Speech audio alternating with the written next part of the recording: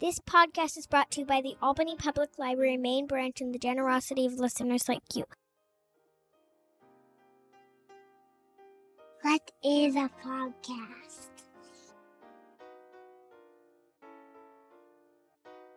God, Daddy, these people talk as much as you do.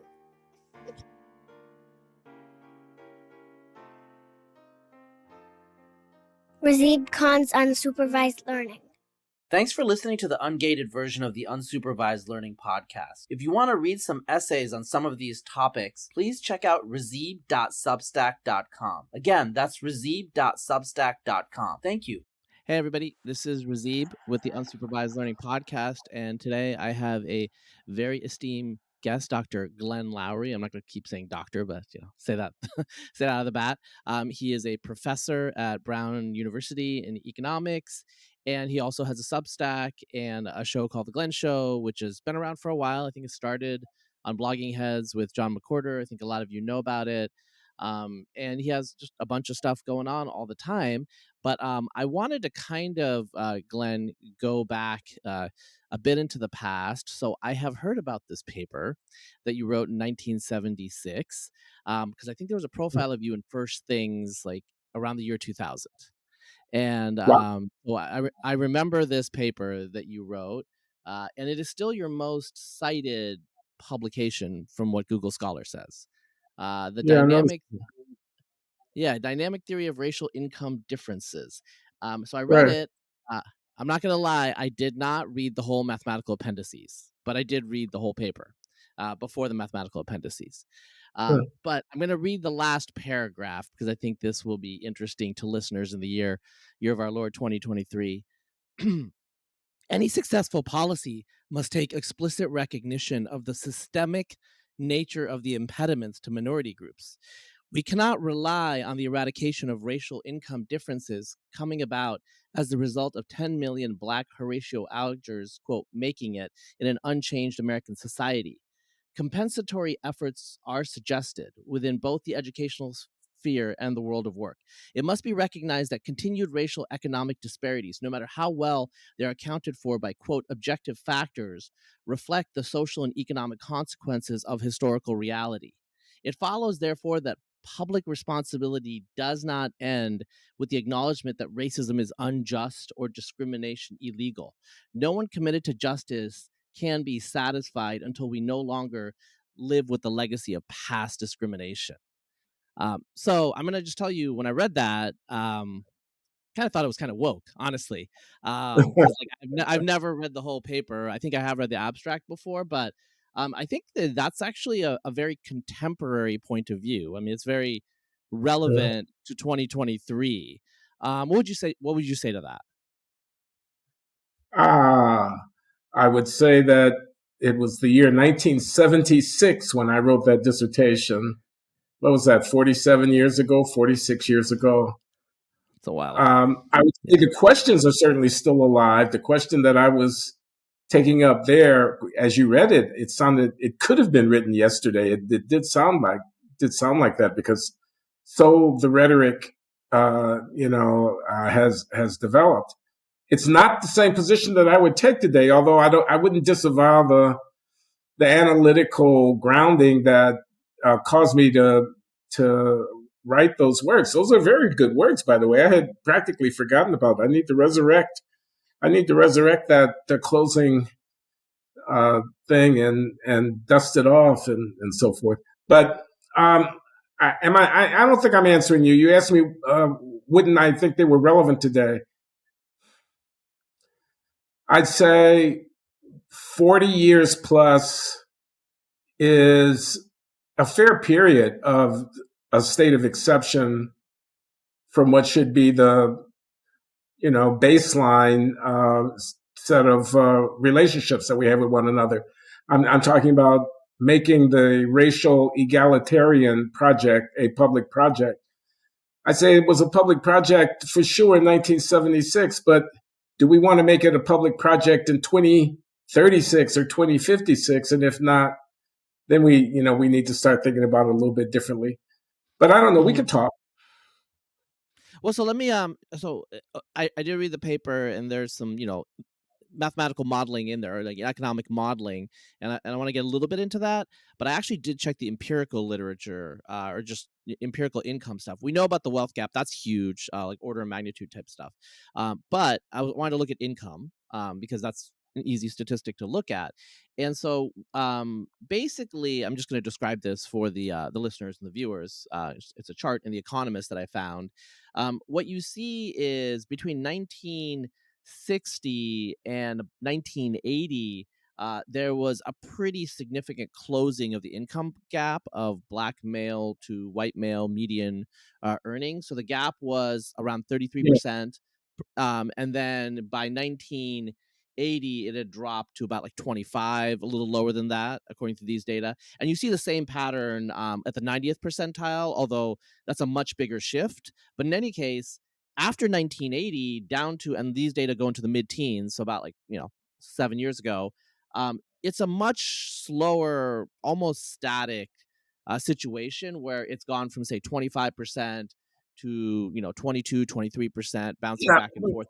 And it's the same. Razib, Yeah. This is well known. What you're saying is well known, but you don't want to just compare medians. You want to control for the skills that people are bringing to the market. If what you're trying to do is measure discrimination, and but yes, you saw Thomas Sowell has made much of this point. He says the gap is closing faster before than after the advent of the big Great Society and civil rights things, and it's based on underlying fundamentals, not on government policy. But yeah.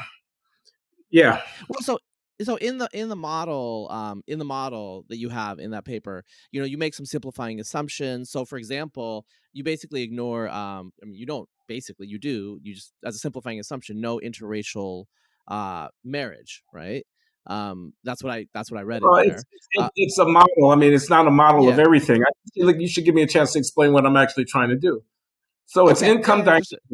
So it's a theory of the dynamic evolution of income disparities between groups. So society consists of individuals who can be identifiably partitioned into groups and who reproduce over time. And their incomes are determined as a consequence of investments that they make and their skills, as well as the luck that they have and the luck of the draw with their endowments, genetic or otherwise. And there are races. And the question is, why would the disparity in incomes between the races persist if the intervention of discrimination was no longer active in the market? Now, if it's active in the market, of course, you're going to get persisting inequality. But my point was that even if it wasn't overtly preferential or differential treatment of Black skill, you could still get, and I wanted to try to explain that. And the explanation turned on what was going on the supply side, on the side of skill acquisition, which is costly, but which might be less costly to somebody who's embedded in a community which is overall prosperous, making it easier for an individual within that community to acquire skills. And if you had historical inheritance that made the two communities, Black and white, different with respect to the prosperity that they started with, would that not persist over time? That's why you've got mathematics. That's why you've got difference equations. It's a dynamic model of how the incomes will evolve. And what I wanted to say was that it's the happy ending idea that if you didn't have discrimination, eventually, the disparities would go away, that there was no warrant for that. Because social segregation, the networks of racial affiliation amongst people, would carry the overhang of the historical disadvantage into the generations and the generations to come. So everything has to do with T going to infinity and whether or not the variables that represent the skill acquisition and the income in the different groups are converging to the same number. But at the end of the day, the answer is it may not. That's why you were able to read that closing paragraph for me where I was, waxing philosophic in saying that you couldn't just leave this problem alone. Laissez-faire wasn't going to solve the problem. No intervention was not going to solve the problem. But we're 50 years on, man. And I have a completely different, attitude about whether or not making racial equality for Black people the business of the public for America is warranted, and certainly about reparations, which I think is a terrible, terrible idea. Mm-hmm. Yeah, no, I mean, so you guys can get this. I mean, I'll post a link. It's you can get this freely, actually. I enjoyed reading it partly because we're talking verbally right now. It is a formal model, so you change the initial. So one of Glenn's results is the initial conditions matter a lot. So there are certain conditions, certain narrow conditions where they will converge, and then other conditions they'll never converge, right? Right. Like in terms of the income. So the details matter in these sorts of models, in terms of just like the social context, the bundle of skills that individuals have. I think, okay, Glenn, like, I mean, just straight up, I agree with you on a lot of things about this, but I do want to say, um, just reading the paper, I think that the ideas that you're presenting there that were formed in the mid 1970s, like I'm thinking of, for example, the cartoon of equity versus equality, you know, Yeah. and I know. that can just apply to what you're saying right in here. So I mean, this is, okay, people aren't going to look at the figures and the equations, but you're basically anticipating in the 70s a lot of what we still are talking about today. And is that because the public discourse hasn't? I mean, actually, like, I'll tell you, like, I feel like that's my perception. A lot of the public discourse at the elite liberal level in particular has not moved beyond the 70s. No, here's what I think. I think I was right in the 70s, but that moment has passed, and that prescription is not appropriate for the 2020s. But yeah, the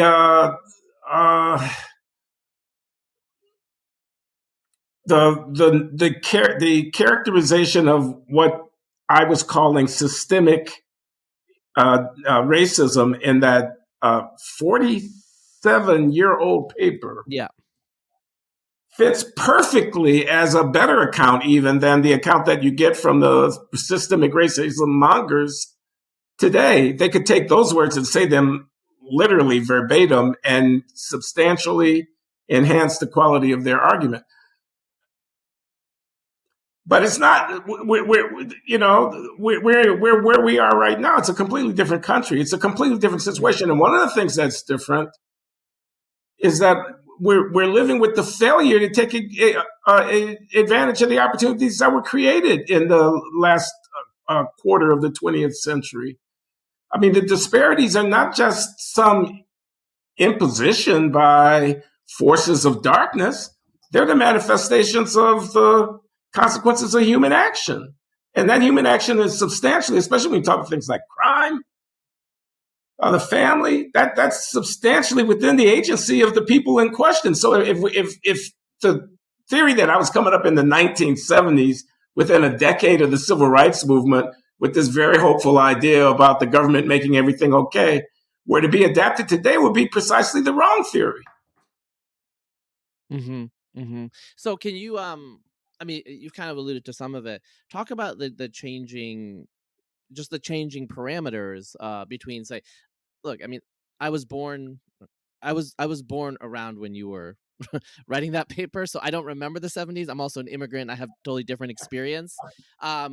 Like, talk about the changed conditions, like what you saw growing up in the South Side of Chicago, and then what you were thinking as you were in graduate school during that period, and then like today in terms of the opportunities. Can you just make it explicit for people? Because to be honest, a lot of the people listening and viewing, they don't have a visceral personal experience of any of this stuff that you're talking about, how it changed. Oh, well, I mean, the size of the black middle class, I don't know the statistics exactly off the top of my head, but, you could look at occupational profiles and you were citing relative median earnings, but the absolute level of earnings has risen, and educational attainment and so forth. The black middle class is a real thing. There are black billionaires and so on. And one could parse that. I'm not especially inclined to spend a whole lot of time on it, though. You're not, but I mean, I feel like a lot of people say, or the assumption is that nothing has changed, partly because they don't specify what they mean by, in my opinion, they don't specify what they mean by systemic racism. Like, I don't really, I do ask people who believe in it what they mean, and I don't really get much specificity aside from another word. But how can comes into people say operation. nothing has changed?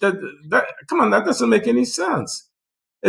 Nothing has changed in terms of the structures of opportunity in American society adverse to African Americans.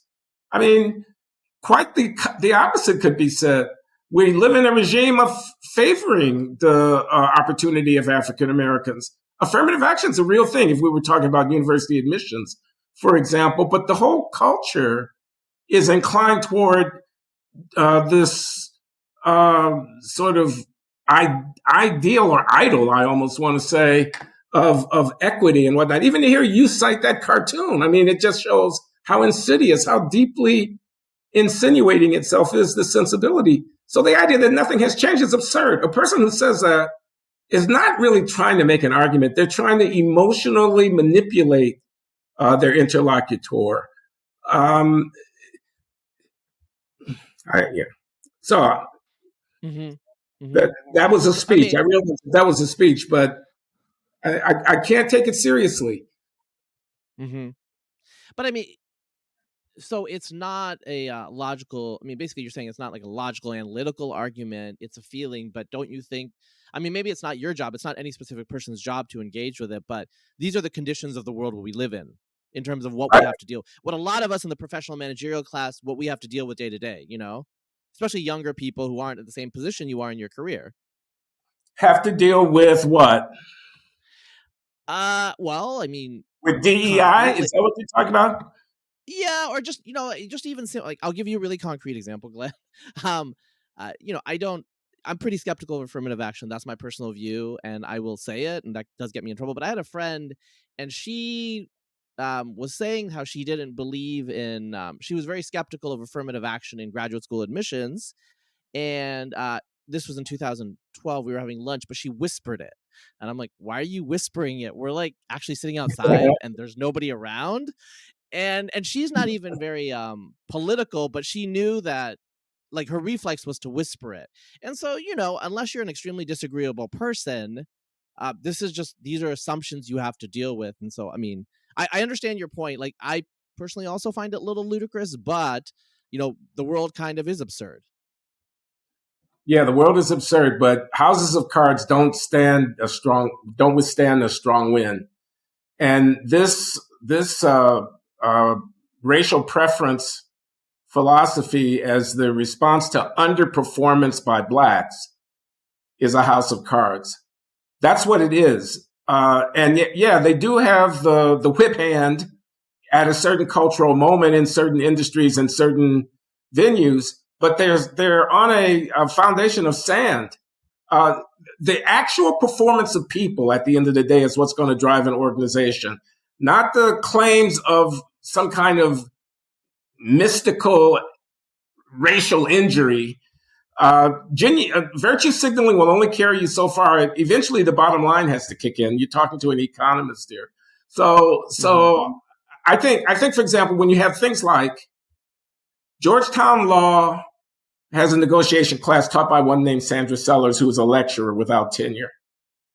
On a hot mic, she's overheard saying, most of the kids at the bottom of the class not doing well on my test are of color. I really regret that. She's heard that. She didn't mean for that to be public, but it gets public, it gets heard, it gets disseminated. Now she's a racist for reporting the factual observations. She's a racist for having said it in a private conversation. That's the house of cards, that whole blame game.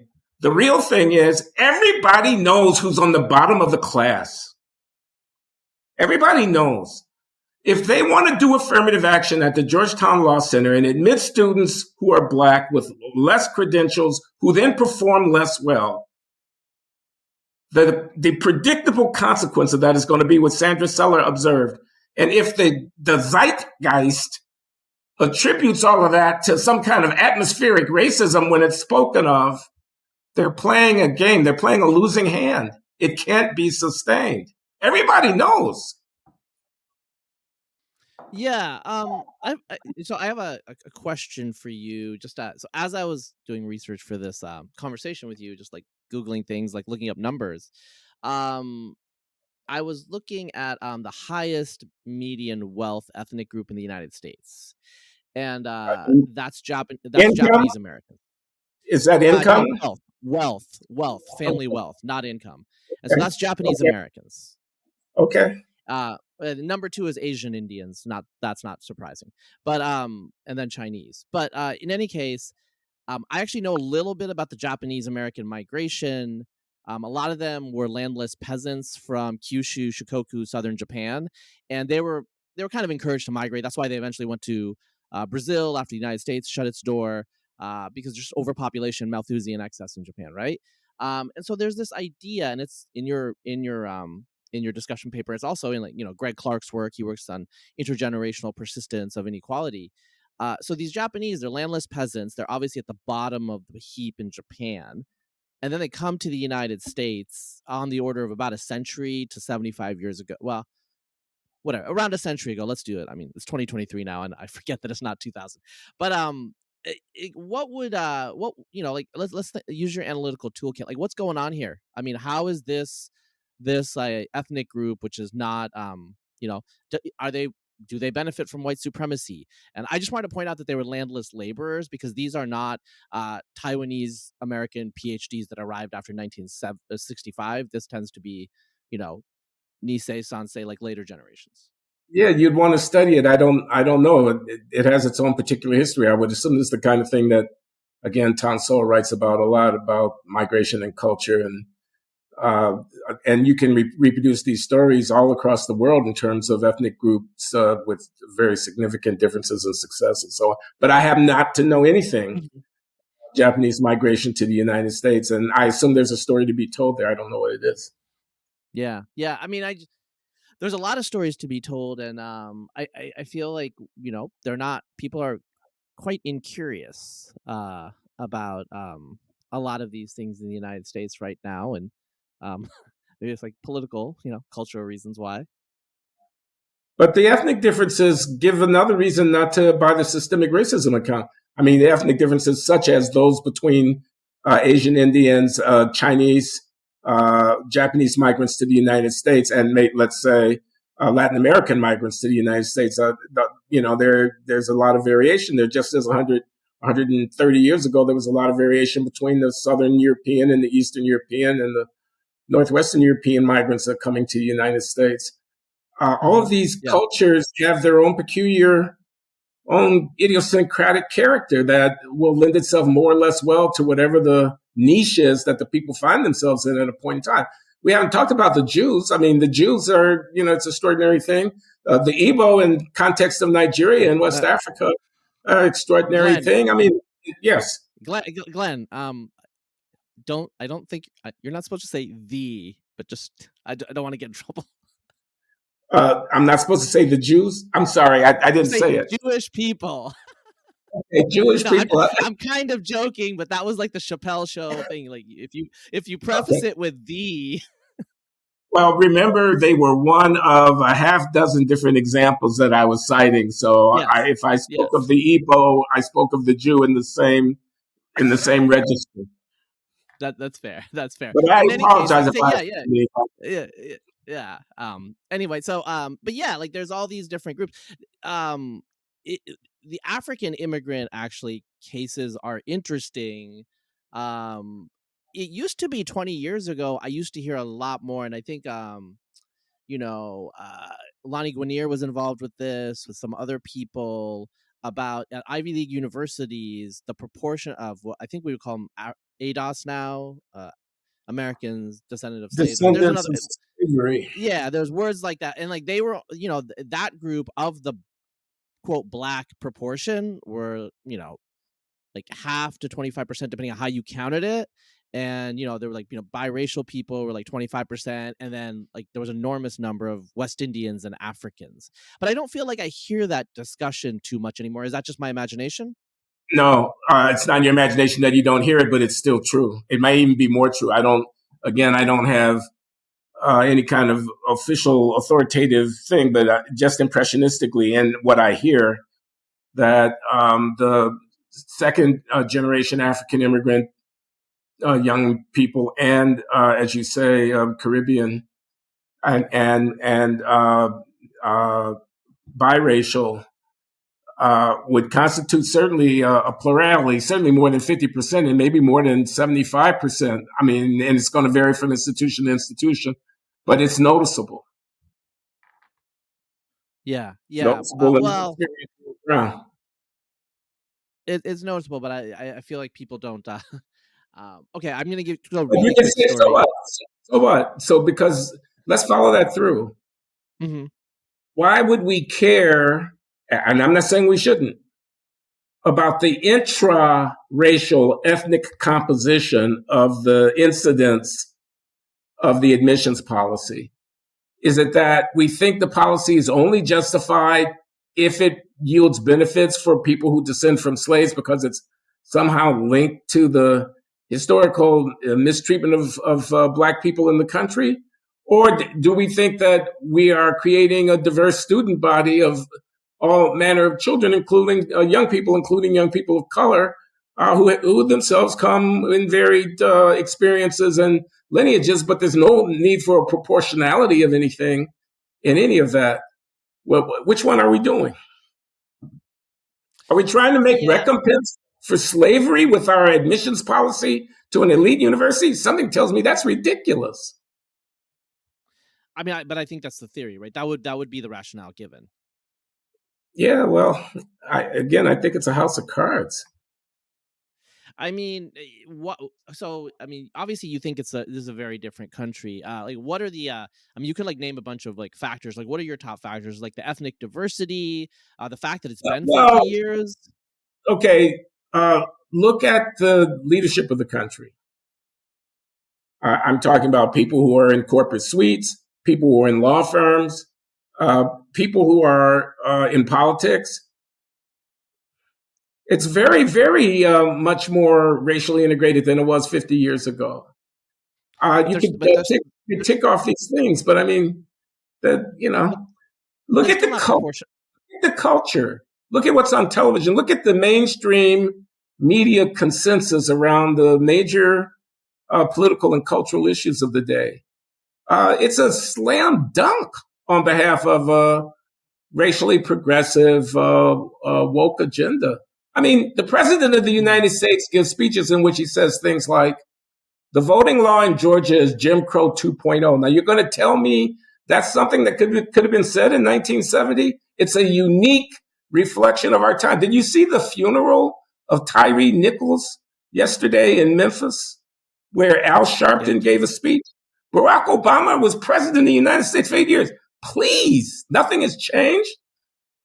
The country has absorbed tens of millions of immigrants from non-European ports of call in the period since that paper that you started this conversation off was written and the moment when we speak. The 21st century is moving on. China didn't exist as a factor in world politics in 1976. It is going to determine the course of the 21st century. Technology is revolutionizing everything. I have a library in my pocket. People who do not develop their cognitive capacities will not be able to participate. If we hold on to this shtick, racism, white supremacy has done me wrong, Black people will be in a permanent second-class status of our own making. That's why I don't write the same paper in 2023 as I would have written in 1976. It's a different time. So, since moving to a less controversial topic, or maybe not, I want to talk about academia. We had a conversation a couple of years ago, and we touched on this a little bit, and I feel things have progressed, maybe not in a good way. So in academia, basically DEI or DIE, however order you want, diversity, equity, and inclusion. It's a massive thing. UC system, most famously, but also places like University of Oregon. You basically have to like read statements or sign statements affirming it. And then, there's just in other universities, it might not be as explicit or formal, but it pervades like all of these institutions now. So in Florida, as we're recording, Ron DeSantis has basically appointed Chris Rufo on the board of New College, which is a liberal arts college, very progressive college, but it's a state university. It's part of the state system, and they I just know. ejected them. Yeah, and so Wait, there's this they whole just thing where elected who? I didn't hear that. I think the president, they replaced the president of Oh, New okay. College with someone. So they're really going at the administration from the top down. And Rufo is declaring the war on DEI is on. And, I mean, he's known to get results. So this is like game on, I guess. And Ron DeSantis is giving him carte blanche, I think, to do what he wants to do. I've heard a lot of positive, negative things about it. Just to set the context, can you tell me or tell the viewers and listeners who are not in academia what it's like in terms of like these particular issues and how far left? I give a concrete example. I have a friend who is a Liz Warren supporter, and he gets made fun of as a Republican by some of his lab mates. So the distribution is like log transformed on the left scale. Let's put it that way. But can you like talk about it a little, since you're still, you're in academia, you're a Brown. Yeah, I'm getting ready to retire in a couple of years, though, so I want out. And, it's kind of boring at a level, but with respect, I will respond to your question. I mean, boring in the sense it's tedious. I mean, it's like it's all been said. Of course, there's deep sort of ideological bias to the left in the academy and whatnot. I mean, DeSantis, isn't it obvious he's running for president? And I don't know the particulars about the New College thing, but I gather it's a part of the state university system that has always had a certain amount of autonomy, and that they now want to use it as a kind of experimental laboratory to show different directions in higher education. I mean, there are such experiments ongoing. I have an advisory relationship with the University of Austin in Texas, which is a new kind of startup academic institution that I have high hopes for. And, I think let a thousand flowers bloom to a certain degree. If DeSantis were to say, look, we're conservative Republican, traditional values people, and we want to try to mount something in higher education, and we got Christopher Rufo doing it. I mean, I don't know that that's the end of the world. But the this thing that you referred to, diversity, equity, inclusion, loyalty oath statements. You can't get a job in the science department in the UC system if you're not prepared to sign off on some, political testament. If they had asked you to swear loyalty to the United States of America or to the Catholic Church, we would have seen in an instant what the problem with such a condition of employment. I'm going to say Rufo-esque. Yeah, and there's not much daylight between us on this. So, but I'm gonna do, quote, devil's advocate. I'm gonna say what my friends who are woke in academia, what they would say, and it's like, I mean, do you oppose diversity, equity, and inclusion? I'm kind of a dick. I'll just say I don't care, but whatever. That's my honest view. But they basically think that if you oppose diversity, equity, and inclusion, you're racist. So it's not really it's just being against racism. That's what they say. That's what they think. And so who wants to be not against racism? I agree with that. That's why it's an equilibrium. The condition of affirming this thing is something that only people who are already certifiable are going to, plant their flag on that. They're going to make their stand on that. If you were unwilling to do it, that would be a pretty good signal of the fact that you had the wrong values with respect to the questions of fairness and diversity. I agree with that. But I think it's a terrible policy. I mean, so I know that, you are retiring, but do you get a sense that it's affecting people who will or won't stay in academia? I'll tell you, there is clearly some adverse selection. I know many people. I mean, so I come out of biology and genetics. There are people who clearly would have been Research 1 assistant professors by now who now work in biotech. And part of it is the lack of, I mean, the word, in academia, they use collegiality. They really didn't want to continuously, they were white males, for example, many of them, and they didn't want to denounce white males and that kind of, there's a certain kind of ritual denunciation you have to do. They didn't want to do that. So there's adverse selection. But the problem, from what I see it, if maybe it is a problem or it's not, the people who are left behind are now more solidified and they're increasing in numbers. So, Rufo and Ron DeSantis are trying to do things, but I mean, this might be a situation where it's just going to sweep to fixation, as we would say in genetics. Yeah. I don't have any particular response to that. I'm not getting much optimism from you, Glenn. No,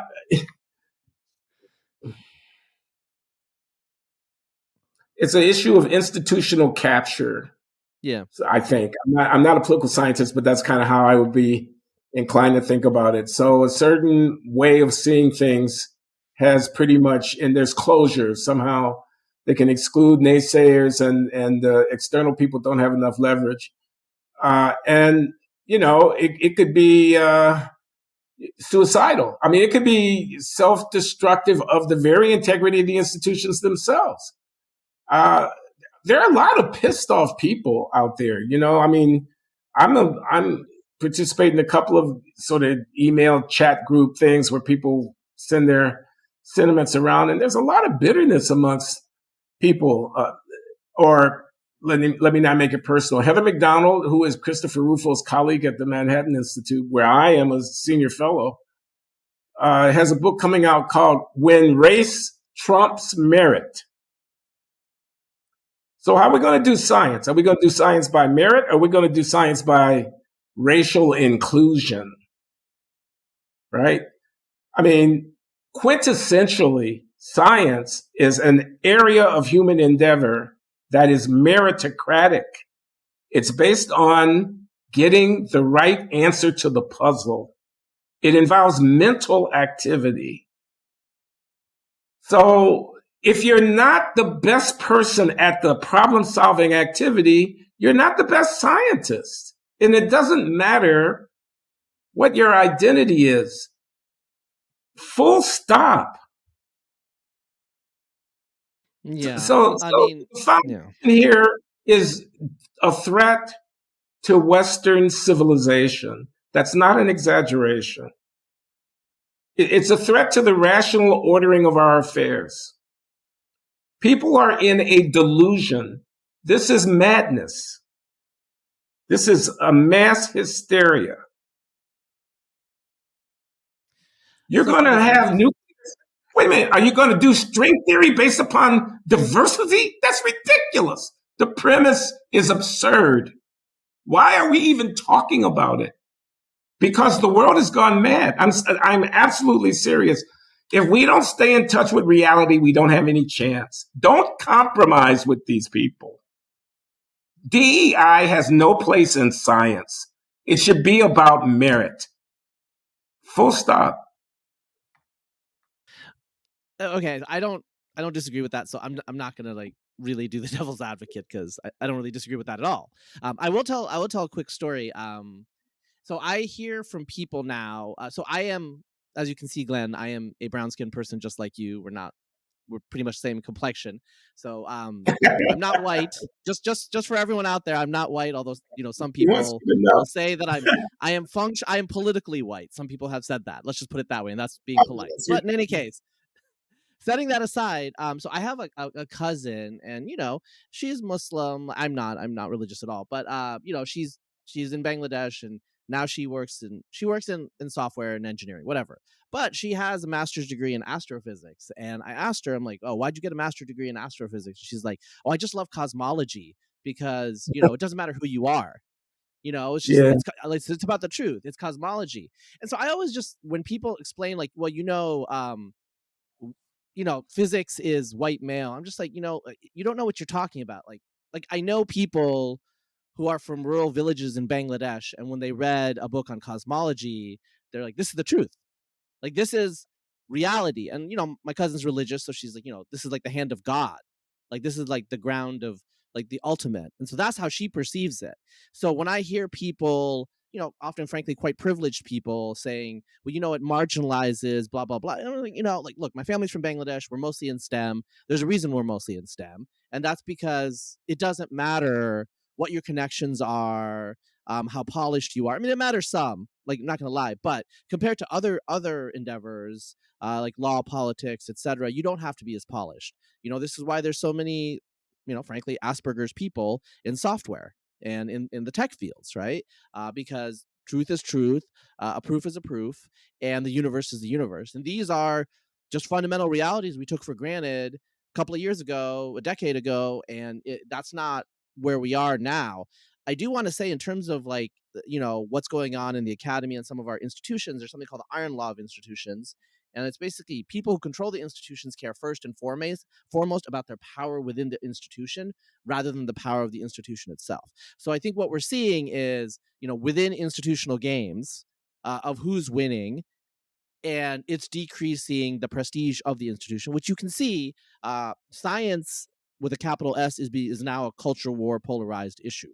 I am myself on the right. I have to argue with people about vaccinations and stuff like that. I mean, I believe in vaccinations, whatever that means, believe. Like, we have centuries of proof on this. But it's really hard sometimes to argue with the people because they tell me they want us gone.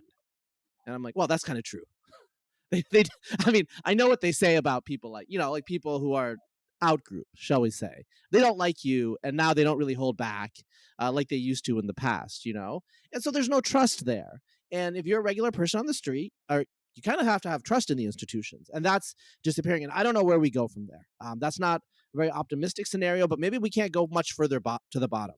The interest rates are higher, cheap money is gone. Maybe it's going to impose some discipline on us. What do you think about that? Like, that's my optimistic take. I'm relatively bullish on economic prospects over the next little bit. This has been a brutal year in the market, et cetera. But I'm not that kind of an economist. I don't follow that stuff too close. I mean, I think inflation has been a problem, and it seems to be abating. It's going to be an issue for the Fed for a while. I mean, a lot of money was pumped out in the COVID emergencies and relief packages and so forth. A lot of money is sitting in local and state government coffers, not being spent because so much money was dumped out of the federal fisc. But I'm bullish over the longer term. I mean, I think, our prosperity rests on a pretty solid foundation. I'd be worried about trends like AI, automation, and the dislocation in employment and things like that. It looks like automated vehicles are coming and things like that. But that's a conversation you should have with somebody else. Yeah. No, I mean, I think there's in my own life, I'm in tech. There is a disjunction in a way, like, we live in the age of miracles, like you implied earlier. We have supercomputers in our pockets that we're always checking out. We can like look up any piece of information in theory, if we have the ability, Google Scholar, whatever, access. But there's also, I don't know, I feel a sense of ennui in this country. And this is one of the reasons where there's a negativity and a pessimism. So people on the right, they're like, we lost our country, it's degenerate, it's collapsing. And people on the left are, saying, oh, well, we're just like one step away from Jim Crow, or, like Donald Trump will be the eternal dictator or whatever. I'm old enough to remember the 90s. We had a lot of issues with, the Clinton impeachment and stuff. But I think that there was a legit positivity, even though our internet was much slower and all these other things. There was the 21st century was going to be bright, and maybe it is bright and we're deluding ourselves. But I think that there's a disjunction sometimes between our culture war negativity and just like the material realities. I mean, we have an obesity epidemic in this country. That's bad, but that also means we have an excess of food, which is good. Yeah, I hear you. Well, this is the subject for some of these big think historians and these people. Steven Pinker has tried to make these kind of sweeping arguments about the trend lines and human well-being over the long term. And it does. My colleague Oded Galor has just published a book called The Journey of Humanity, which is really quite interesting. It's a very, very interesting piece of work where he talks about the economic revolution that's happened in the last 200 years in terms of standards of living, and sort of delves into the deeper foundations of that. It's something that people have been talking about. I mean, the Guns, Germs, and Steel, who is that? You know who I'm talking about. Oh, Diamond, Jared Diamond. People have been talking about this kind of thing. Well, What do you think about?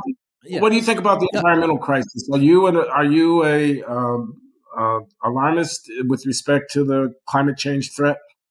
I wouldn't say I'm an alarmist. I think you have to be a realist. I think people do have to think about trade-offs in economics, and I think we're going to have to adapt because whatever developing countries or developed countries do, we're not going to, the standard of living in India is not going to be what it is right now indefinitely.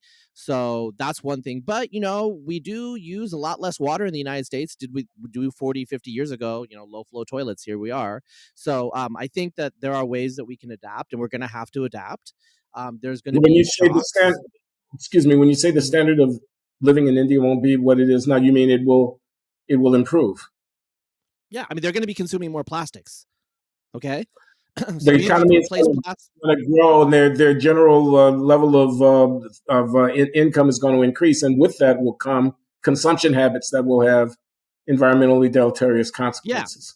Yeah. If we keep the parameters the same, maybe we're going to create biodegradable plastics. So my friend Ramez Nam, who has worked in the solar space for a decade now, if you blink, or if you had blinked in the teens, you would have missed out massive transformation. So so I'm in Texas. I'm in Austin, actually. And there's a lot of renewable in our grid in Texas, partly because it's easy to build things like wind, and Texas is okay with permitting and whatnot. So it's not all downhill. I mean, I read a lot of environmental stuff in the 1990s. I actually did read the original Population Bomb, and I did read the sequels. Those are written by ecologists, and coming from a biological background, I've talked to ecologists. Ecologists do not think like economists, even though they use some of the same models. The inputs are always the same, and animals do not gain productivity ever. They do not innovate. They stay the same or they go extinct. And so it is an assumption of some sort of Malthusian equilibrium. That kind of thought suffuses environmentalism, and I think that's a problem. On the other hand, there are real issues. There are real issues in the world with temperature, with variability in precipitation, and we just have to go with it. Just as in there could be real issues with ChatGPT and these AI systems in terms of the labor market. We either progress, or I guess we just give up on the, modern world. We could live in a low carbon utilization world as a medieval society for hundreds of thousands of years, like we did for tens of thousands of years. We did for 1 million years as foragers, right? We can do that. I don't think we want to do that, and so we got to figure it out. Well, I'm inclined to think that you can't hold people back. How are you going to keep them on the farm once they've seen the big city? That's the metaphor. How are you going to keep them from having a mobile phone once they've had a mobile phone, or from wanting air conditioning, or wanting to have transportation possibilities and things of this kind? I don't know how you ask a couple of billion people to wait when, the rich people on the planet are enjoying a certain way of life. Everybody is aspiring to that. I don't know how just like I don't know how you roll back. I don't know how, if it were even ideally the right thing to do, you'd ever persuade people to let go of their way of life. So I think we could be on a very bad trajectory inexorably. And I find it ironic, because if we're actually going to crash and burn, what's the point in starving ourselves now? If the long-term unavoidable outcome is dark, and it may be tragic, then what's the point of a whole lot of fruitless sacrifice? I'm not going to make policy. I'm just philosophizing. Yeah, no, let me just bring up something that a lot of people don't know. So 150,000 years ago, during the Eemian interglacial, which lasted for about 15,000 years. So this is before anatomically modern humans spread much outside of Africa, as when they're Neanderthals and Denisovans, et cetera, et cetera. Most people do not know that the Eemian interglacial was warmer than the current interglacial right now. So it's about like 2 degrees Celsius warmer. I'm reading a lot about Scandinavia right now for a Substack piece. And northern Scandinavia was filled with like beech forests during the Eemian. Right now it's mostly tundra. So when people say, oh, well, we can't get hotter, like how will we survive? I'm like, that's not the issue. Biologically, that's not the issue. The Earth has been warmer in the past. The issue is the current contingencies of our civilization and the just-in-time economy and the level of consumption that we expect in the just-in-time economy. But, we wouldn't have 8 billion people if we didn't have the Haber-Bosch process that was invented in the early 20th century, right? So there's all of these things. And you as an economist, you read economic history, the last couple of centuries have seen massive productivity gains. And so the limits of the possibility, we can't, so for example, like, the listeners and viewers of this podcast will know, CRISPR. CRISPR was known, CRISPR genetic engineering in the 1980s, but people didn't understand what the applicability would be until about 10 years ago. And then within a year, and I was in graduate school at the time, within a year, 90% of laboratories switched from other types of genetic engineering, which were much more labor intensive and difficult to use. There's some like narrow reasons why you would use other types still. So they're still around. They have a niche, but they're niches. Everyone switched over to CRISPR. So this is a radical shift right now. In the 2020s, we will probably develop CRISPR cures for cystic fibrosis, probably sickle cell. One girl has already been cured of sickle cell, and also probably ALS. There's already work in dog models on all of these, right? And we don't like talk about it, we just take it for granted. Yeah. What is unique about the CRISPR genetic engineering editing technology that has caused it to be so dominant? Yeah. So I'm not a molecular biologist, so the mechanism, I don't know why it's so much better, but basically it's extremely cheap and it has extremely minimal side effects.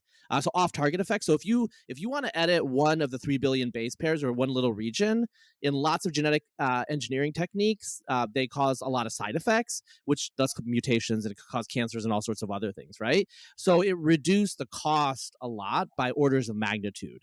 So a small laboratory. So for example, Monsanto, I think it's called Bayer now. In any case, big agribusiness were the only ones that were doing genetic engineering for decades on any scale, because they were the only ones that could take on the fixed costs, right? CRISPR dropped the fixed costs massively, and so now it democratized it. In the United States, the main thing limiting CRISPR technology in laboratories is actually regulatory, because you have higher threshold for regulatory safety and whatnot.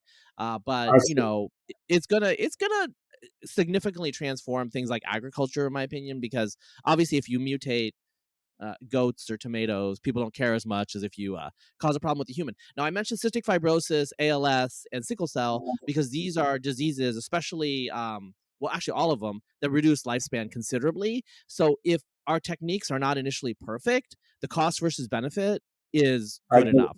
So I have a friend who, he's an acquaintance whose daughter has cystic. She was born 3 years ago. And life expectancy, I think, is 40 to 50 now with good treatment. But I told him I am willing to bet tens of thousands of dollars that she will live into her 70s because that's like one of the first things that they're going to target because we know the gene. And, so, we had like kind of like a pessimistic, the culture, there's a lot of pessimism, at least from our political perspective, probably. But then there's awesome things that are happening. So we are like, as the gods, we are recreating the substrate of life. And then meanwhile, we're having these sociological food fights. That's the only way I can say it. So it's kind of like, within humanity, the oldest texts of our species reflect who we are. Like Gilgamesh is looking for immortality and Kidu is being, seduced by a prostitute. That's 5,000 years ago, but stuff hasn't changed that much. All right. Well, it was great talking to you, Glenn. And I will keep listening to your Substack. And I hope the next time we talk, things are better. And hey, if you're in Austin this summer, maybe I'll see you. I know a lot of the guys at University of Austin. So. Yeah, I'm going to be there in the last week of June. Yeah, I figure like Rob Henderson's going to be here and stuff. A lot of people. So, all right. It was great talking to you, Glenn. Take care. Bye-bye.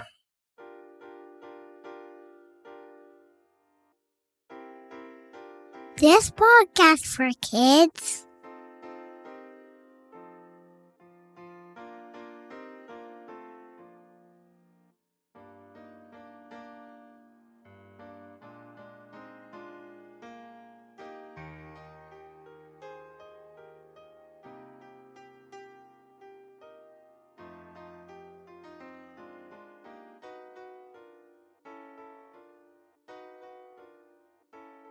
This is my favorite podcast.